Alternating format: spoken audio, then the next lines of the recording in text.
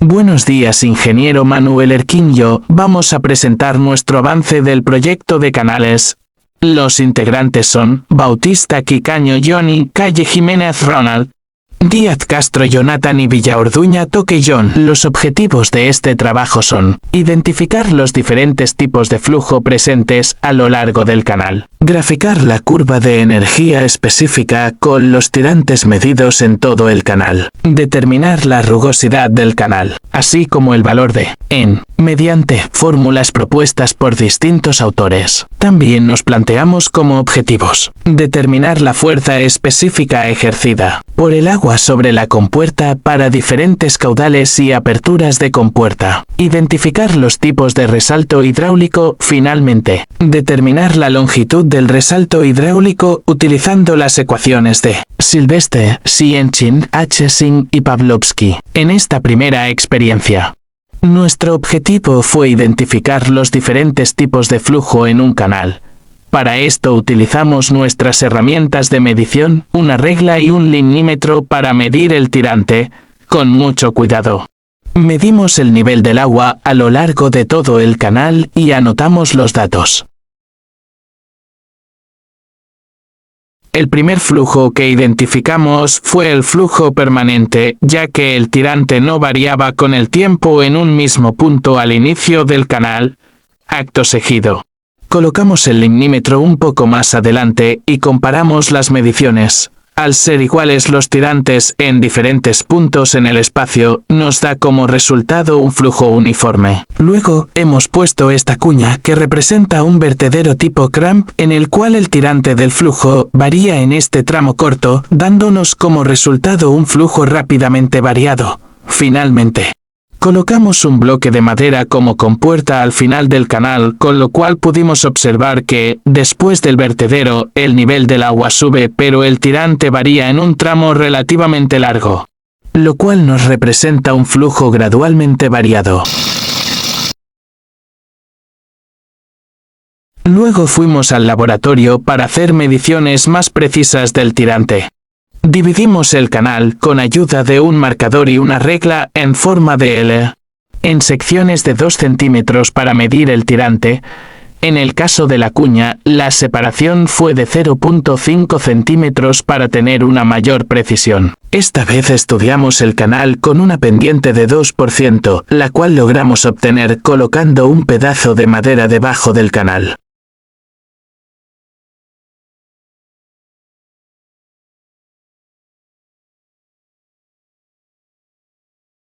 También medimos el caudal con el método volumétrico para hallar la energía específica. La forma correcta de medir el caudal es como se muestra a continuación, vertiendo el agua recolectada en un recipiente graduado para obtener un volumen más preciso cuando el agua está en reposo.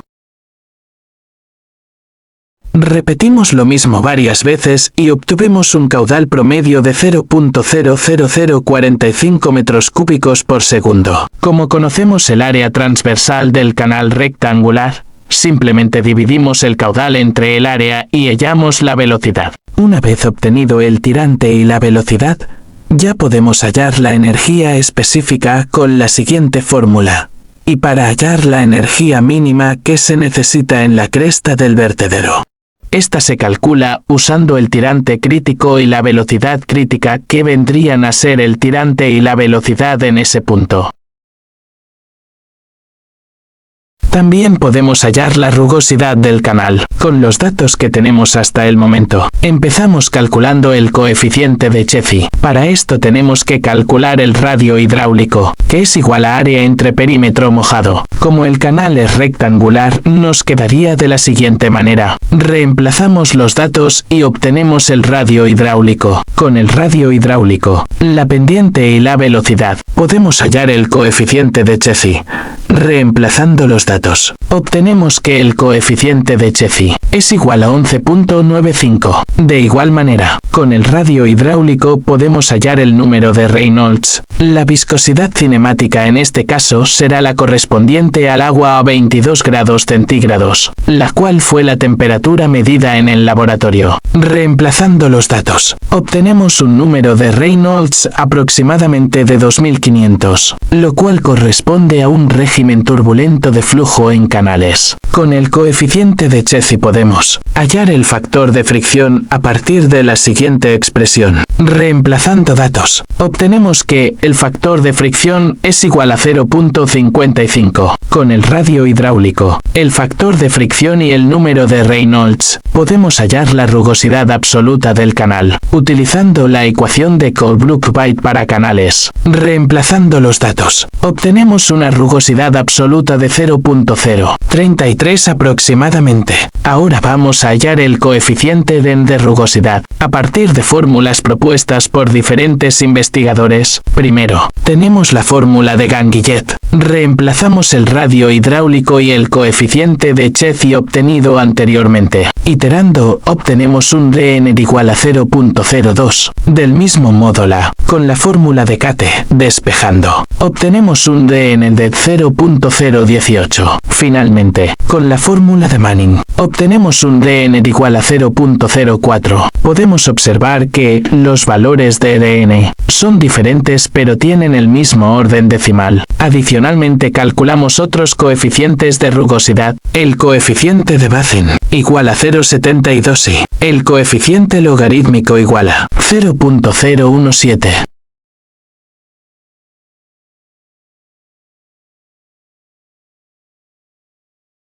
En esta ocasión vamos a colocar una compuerta sobre nuestro canal para estudiar lo que es la fuerza específica.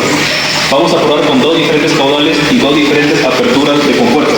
Lo que vamos a hacer es medir los tirantes en cada caso para aplicar la fórmula de momentum y finalmente calcular la fuerza específica de la compuerta al flujo y del flujo de la compuerta.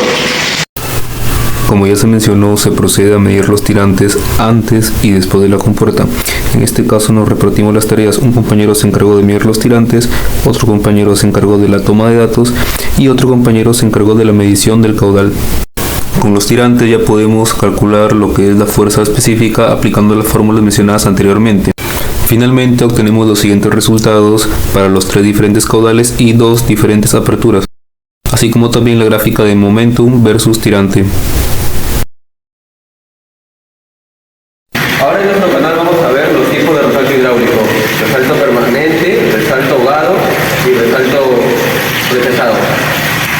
Bueno, lo que hemos hecho es poner acá una compuerta y vamos a variar esta compuerta para así poder ver. Solo vamos a medir el tirante más bajo en este punto donde se forma el resalto hidráulico y en la parte más alta donde termina el resalto, y vamos a aplicar las diferentes fórmulas para hallar la longitud del resalto.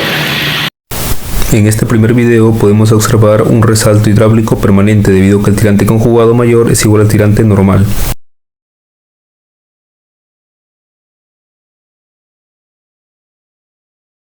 En este segundo video podemos observar un resalto hidráulico ahogado con el tamaño de la compuerta un poco más grande. Esto se debe a que el tirante conjugado mayor es menor que el tirante normal. Por último, al retirar la compuerta observamos un resalto hidráulico del tipo rechazado. Esto debido a que el tirante conjugado mayor es mayor que el tirante normal.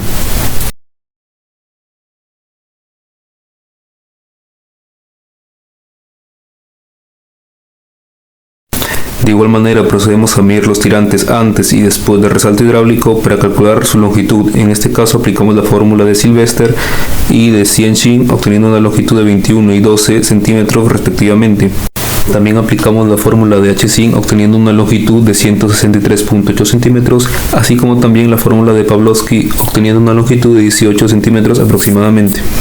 Finalmente tenemos esta tabla de resultados y podemos observar que la fórmula de H-Sin no es adecuada para calcular longitudes de resalto en el laboratorio. Ahora vamos a mencionar las conclusiones, que son básicamente la respuesta a los objetivos que hemos planteado en un inicio. Como primera conclusión tenemos que se pudo identificar en este trabajo los diferentes tipos de flujos: permanente, uniforme, rápidamente variado y gradualmente variado. La segunda conclusión es con respecto a la energía específica. La energía mínima que se encuentra en el vertedero fue de 3.9 centímetros, con una velocidad crítica de 0.5 metros por segundo y un tirante crítico de 2.6 centímetros.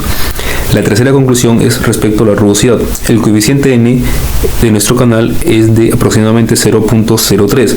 Hay que destacar que esta rugosidad se obtuvo considerando las diferentes fórmulas empíricas vistas anteriormente. Con respecto a la fuerza específica, esta tuvo un valor máximo de 24 newtons para un caso específico donde el caudal fue el mayor y la apertura de la compuerta fue mínima. También se identificaron los diferentes tipos de resalto hidráulico: permanente, ahogado y rechazado. Esto lo logramos variando el tamaño de la compuerta al final del canal. Finalmente, podemos concluir que la longitud de nuestro resalto hidráulico es de 15 centímetros aproximadamente. Este valor fue obtenido aproximando y promediando los valores coherentes y más cercanos de las. Para esta parte final vamos a hacer la parte de vertederos, y para ello vamos a usar el caudal por el método volumétrico y vamos a hallar el caudal de la manera teórica. Para ello vamos a el H del vertedero rectangular y la altura también del vertedero triangular. Los materiales utilizados fueron retazos de madera cortados con las siguientes medidas. El ancho de los vertederos fue de 3.6 centímetros, lo cual corresponde al ancho del canal, y la altura de ambos vertederos fue de 10 centímetros, la cual es una altura ligeramente menor a la altura total del canal, que es de 12.6 centímetros. En el caso del vertedero triangular, no se logró formar un ángulo de 90 grados, que es el ángulo ideal para este tipo de vertederos. Esto debido a que el ancho del canal era muy estrecho. Sin embargo, se logró trabajar con un ángulo menor que nos permitió medir mejor las alturas de agua encima del vertedero. Debido a que la válvula del alimentador de nuestra escuela no permitía regular bien el flujo de agua, solamente se trabajó con dos caudales diferentes, es decir, dos aperturas para cada vertedero. Aquí vemos el funcionamiento del canal con el vertedero rectangular instalado.